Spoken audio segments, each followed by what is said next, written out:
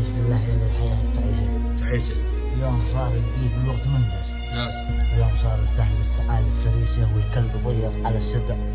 الانفاس فارغ بالوقت ده ما حد يقيسه.